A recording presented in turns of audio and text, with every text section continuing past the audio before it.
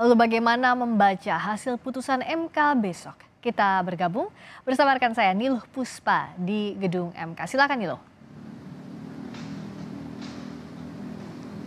Terima kasih Friska. Saudara, besok kita akan menyaksikan bersama keputusan atau putusan sidang sengketa Pilpres 2024 yang mulai dibacakan pukul 9 pagi. Kita coba analisis seperti apa kira-kira hakim akan mengambil keputusan. Saya bersama dengan pakar hukum tata negara dari Universitas Jember, Bayu Dwi Anggono. Mas Bayu, terima kasih sudah bersama Sapa Indonesia Malam. Sehat selalu Mas Bayu. Sehat selalu. Selamat malam Mbak Niluh. Kita sudah melihat persidangan selama 2 pekan, saksi yang dihadirkan, ahli yang dihadirkan, bahkan menteri yang dihadirkan pada persidangan. Anda melihat apa yang mungkin dibacakan besok oleh para hakim konstitusi? Pertama saya lihat dari keadilan prosedural dulu ya, dari bagaimana tata cara persidangan di Mahkamah Konstitusi. Saya pikir MK sudah menjadikan dirinya peradilan yang modern dan terpercaya dalam arti untuk prosedur persidangannya. Kenapa demikian? Semua pihak, pemohon, termohon, pihak terkait memberi keterangan, bahkan amicus curiae juga kemudian diberikan ruang begitu. Saya pikir ini adalah wujud bagaimana kemudian MK memahami perkara sengketa Pilpres ini adalah public interest-nya itu sangat nampak, kepentingan publiknya. Dengan demikian MK ingin benar-benar kemudian memberikan ruang sebesar-besarnya kepada para pihak untuk kemudian terlibat di dalam persidangan ini. Termasuk bagaimana kemudian peranata kesimpulan pun juga diberikan yang sebelumnya dalam PHPU Pilpres sebelumnya nggak kita kenal. Nah, tentu kemudian ketika MK sudah memberikan ruang yang semacam itu akhirnya nanti orang akan kemudian percaya bahwa MK akan kemudian mengadili ini berdasarkan satu, keyakinan hakim, dua, minimal 2 alat bukti yang kemudian juga dibingkai dengan ketentuan Undang-Undang Dasar. Jadi pada titik ini kemudian kita akhirnya kembali melihat bagaimana RPH yang dilaksanakan mulai tanggal 16 April sampai yang kita dengar sampai malam hari ini masih dilakukan. Ya, artinya bobot putusan yang diputuskan nanti tentu ini akan sebaik-baiknya diputuskan MK dalam rangka kemudian MK memang harus memutuskan ini. Ini kan perkara interpartis, perkara adversarial, berhadapan-hadapan, nggak ada pemenang kedua-duanya menjadi pemenang atau para pihak semua menjadi pemenang. Pasti harus ada putusan MK yang di dalamnya bisa jadi akan menimbulkan ketidakpuasan bagi salah satu pihak. Tapi yang paling penting keadilan prosedural tadi, keadilan formal dalam konteks persidangan tadi, MK sudah saya pikir selama persidangan 14 hari kerja ya, yang kemudian dipotong dengan RPH hakim ini, itu akan diwujudkan oleh Mahkamah Konstitusi. Mas Bayu, bagaimanapun juga keputusan kembali akan kepada keyakinan hakim dalam memutus perkara ini.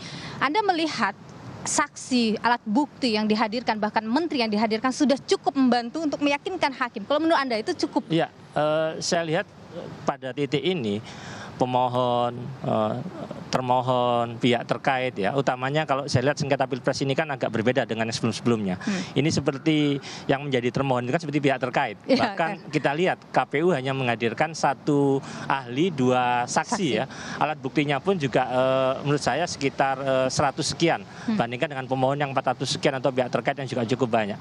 Jadi yang seperti berhadapan itu seperti pemohon dengan pihak terkait. Nah, pada titik ini sebenarnya kita akan kembali lagi bahwa kalau kita lihat dalam suasana persidangan kemarin, semua pihak itu kan sangat optimal untuk kemudian saling bantah, adu data, adu bukti, adu dalil begitu ya.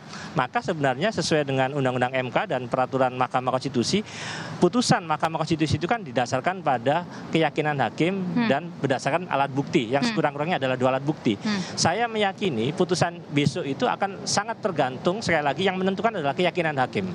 Dibandingkan tentu alat bukti menjadi penting. Kenapa? Karena memang ada banyak ruang-ruang yang itu akhirnya hakim MK harus mengambil keyakinan itu. Sebagaimana soal misalkan keabsahan pencalonan Cawapres 02. Nah, itu kan sekali lagi ruang adu bukti kan sudah disajikan, baik keterangan saksi, ahli, DKPP juga demikian, alat bukti surat, putusan DKPP ya. Kemudian kalau kita lihat yang cita rasa persidangan kali ini kan seperti menguji kembali putusan 90 misalkan. Artinya kalau kita lihat semua pasti akan optimis melihat pada alat bukti yang ada. Tapi penentunya sekali lagi adalah keyakinan hakim dibandingkan pada alat bukti tadi. Kenapa? Karena alat bukti yang ada bisa dipakai dengan konsep ya tinggal kemudian keyakinan hakim akan mengarahkan kemana gitu. Jadi gini, kalau kita lihat permohonan dari para pemohon, ini kan luar biasa ya. Iya. Diskualifikasi 02, lakukan PSU ulang seperti itu.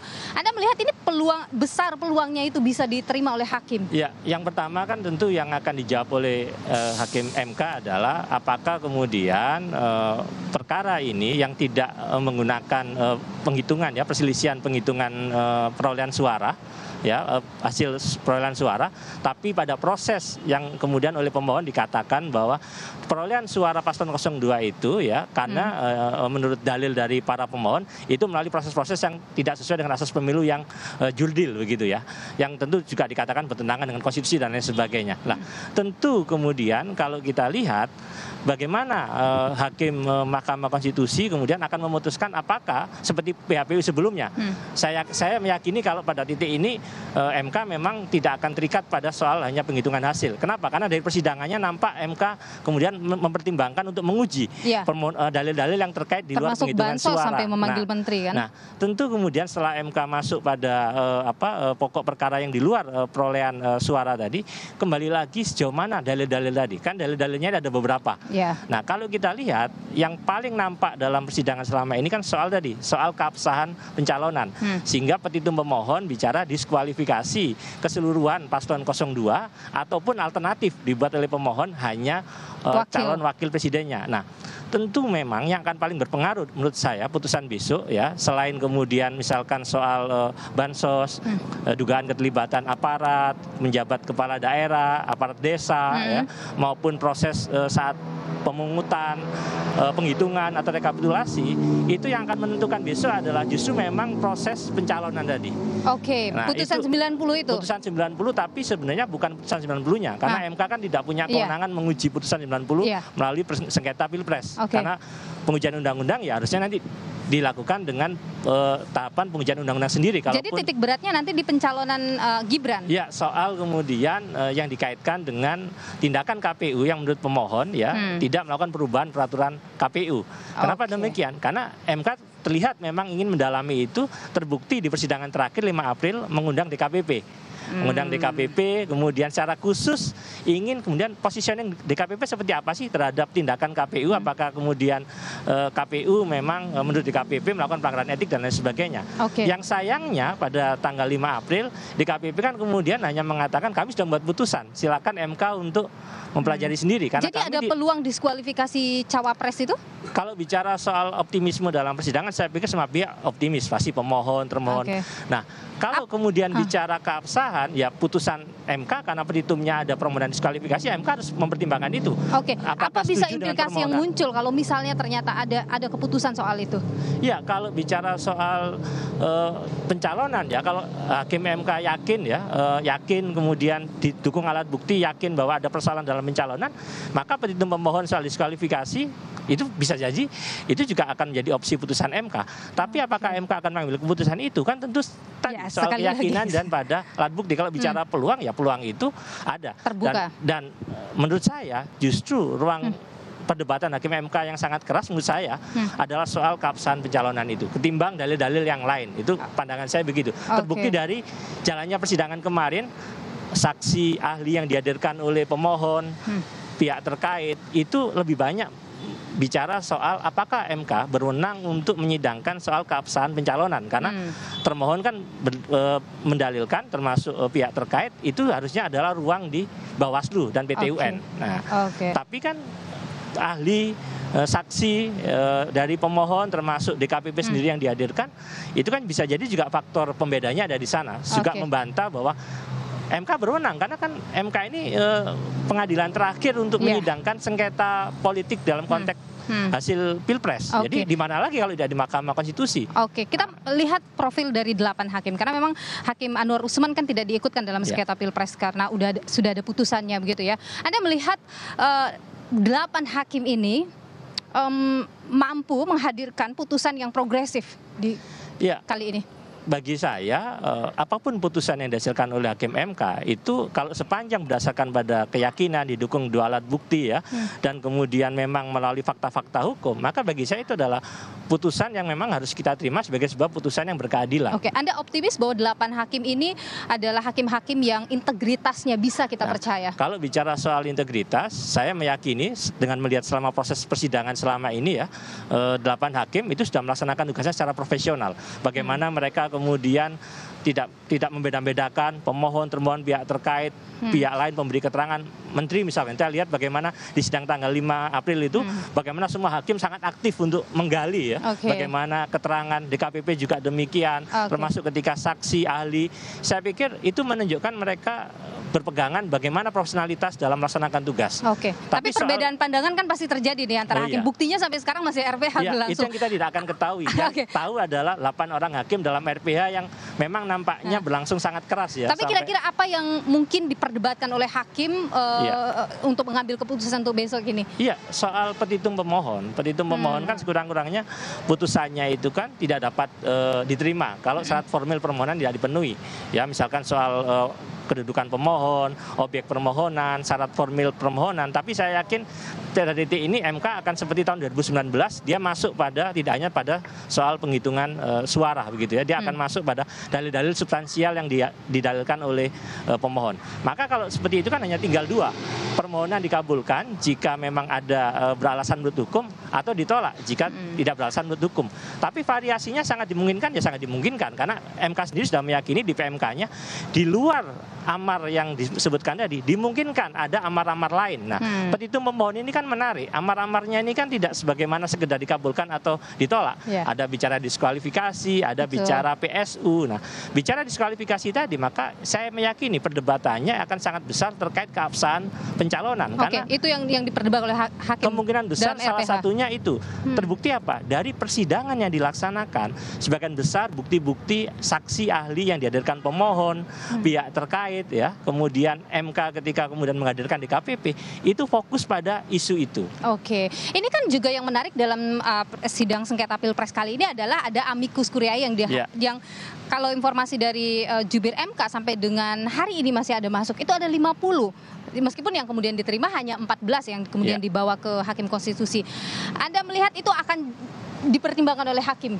Kalau belajar dari perkara pengujian undang-undang ya, amicus curiae yang di sengketa Pilpres ini kan baru pertama saat ini. Benar. Kalau di sengketa atau pengujian undang-undang udah sering, perkara pidana juga, PTWN juga. Selama ini amicus curiae ya memang harus kemudian dijawab oleh hakim Mahkamah Konstitusi. Jadi bisa masuk dalam pertimbangan hakim besok? Masuk dalam pertimbangan. Tapi apakah kemudian diterima itu sangat terkait dengan relevansinya terkait dengan perkara. Jadi dipertimbangkan ya, dipertimbangkan itu artinya jadi bahan pertimbangan. Tapi apakah diterima kembali lagi pada otoritas hakim ya. Karena amicus curiae itu kan bukan alat bukti, ya, tidak masuk 7 alat bukti yang kita sebut dalam sengketa Pilpres ini. Tapi fungsinya adalah tadi hakim dan hakim konstitusi di pasal 5 Undang-Undang Kekuasaan Kehakiman wajib menggali, memahami dan mengikuti ya rasa keadilan yang berkembang di masyarakat. Maka amicus curiae sebenarnya itu dalam rangka membantu hakim untuk kemudian tadi memahami rasa keadilan, nilai-nilai yang berkembang di dalam masyarakat. Nah, tapi kemudian amicus curiae itu ya memang wajib dipertimbangkan, tapi apakah kemudian diterima? Ya, itu kembali lagi pada otoritas hakim. Otoritas hakim. Tapi tentu besok yang paling penting untuk dibaca atau dicermati oleh masyarakat adalah pertimbangan hakim tadi. Ya, jadi di dalam kita nampaknya besok harus menyiapkan ini, Mbak. Tidak hanya mental ya terhadap putusan itu seperti apa, tapi juga fisik. Kenapa? Lihat 2019 itu satu pemohon ya, satu perkara itu hampir 7 sampai 8 jam. Nah, ini kan berarti ada 2 perkara ya. Sementara hakim MK besok ada hari terakhir untuk pembacaan tadi karena sesuai dengan tenggat waktunya. Nah, tentu kemudian kalau kita lihat, kita di awal-awal hanya akan melihat nanti dari ringkasan permohonan, kedudukan pemohon, kewenangan MK.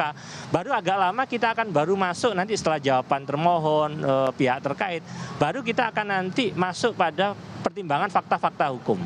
Nah, baru nanti akan bicara pertimbangan hukum sebelum kemudian kita akan bicara amar putusan. Sampai terakhir nanti kalau ada yang memang setelah musyawarah nggak tercapai, ya, ada yang melakukan pendapat berbeda, dissenting opinion, itu pun juga wajib dibacakan. Jadi nampaknya di awal-awal besok kita menyimak, tapi kita baru akan dapat jawabannya setelah beberapa jam ketika kita sudah masuk pada pertimbangan fakta.